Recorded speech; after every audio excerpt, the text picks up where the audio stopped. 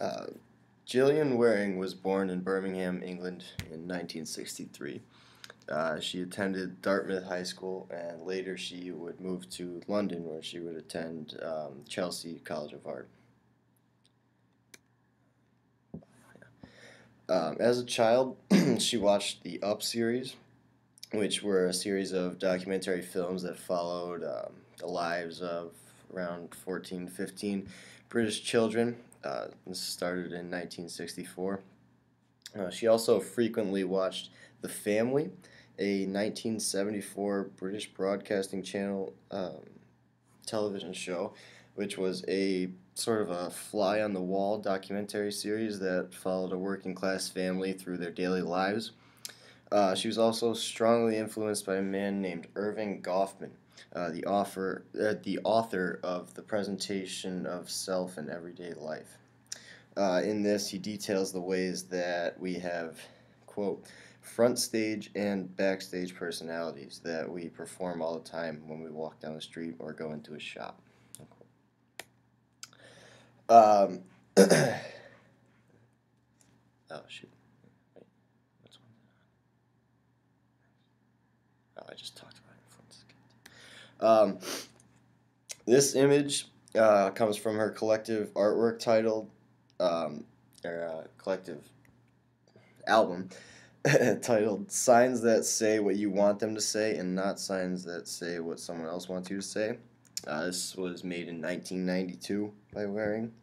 In this series, she went up to random people really on the streets of London and asked them to write on a blank slate or blank board that she was carrying around. She asked them to write down whatever they were thinking at the time and hold it up to the camera for her to take a photograph.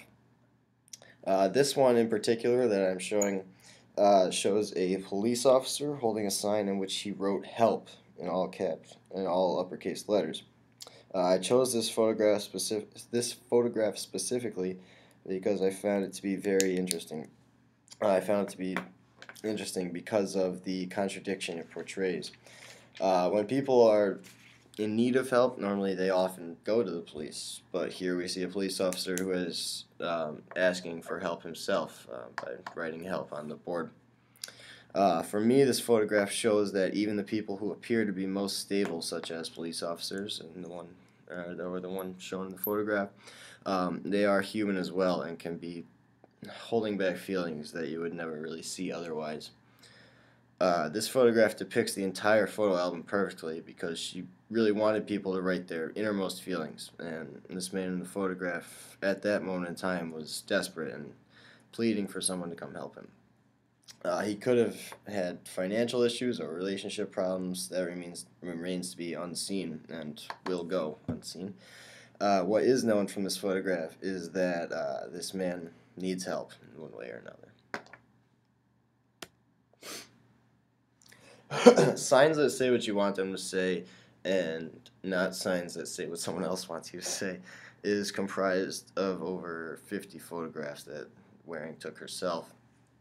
For this album, Gillian Wearing walked up to random people, as I said, on the streets of London and asked them to write down whatever they were thinking. It was taken during the early 90s, and as a result, it indirectly shows the economic decline in England at the time. One man hit the topic directly, actually, by writing, quote, "Will Britain get through this recession?" Unquote. Most of the signs, however, express intimate thoughts or personal convictions. One photograph shows a man in a suit holding a sign on which he had written, "I'm desperate." In 1996, Waring said in an interview when asked about this particular photograph, excuse me, quote, "People are still surprised that someone in a suit could actually admit to anything, especially in the early 1990s, just after the crash. I think he was actually shocked by what he had written, which suggests it must have been true. Then he got a bit angry, handed back the piece of paper, and stormed off."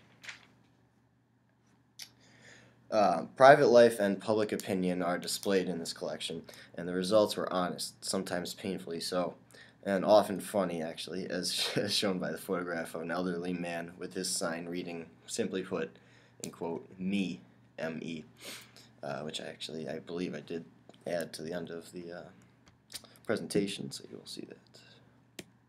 Next slide. Where am I here? Oh, at the time when Waring was taking the photos for her collection, England was going through economic turmoil. The recession was primarily caused by high interest rates, falling house prices, and an overvalued exchange rate. During this time, the unemployment rate in England actually jumped over 3% to about 10.7% of the entire population. Overall, it took about 11 fiscal quarters to recover to its pre-recession peak in the spring of 1990. Due to this tough economic period, people were brutally honest in what they wrote on the slideshow, or in what they wrote on the slate for Waring to take these photos.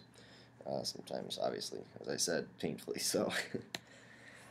In an interview done by Tim Adams, who works for TheGuardian.com, Adams notes that, quote, "She was 21 before she even had a thought in her head about art. Until then, her only memorable creative act was when a teacher held up a mask she had made in front of the class and said it was good. But she dropped art in the third year of school."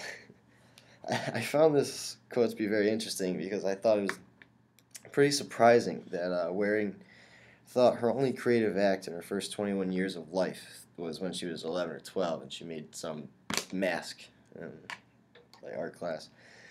I find her work to be very creative, and it's really kind of hard for me to imagine that Waring herself really didn't think that she was creative. So, yeah, I found that to be very, very interesting.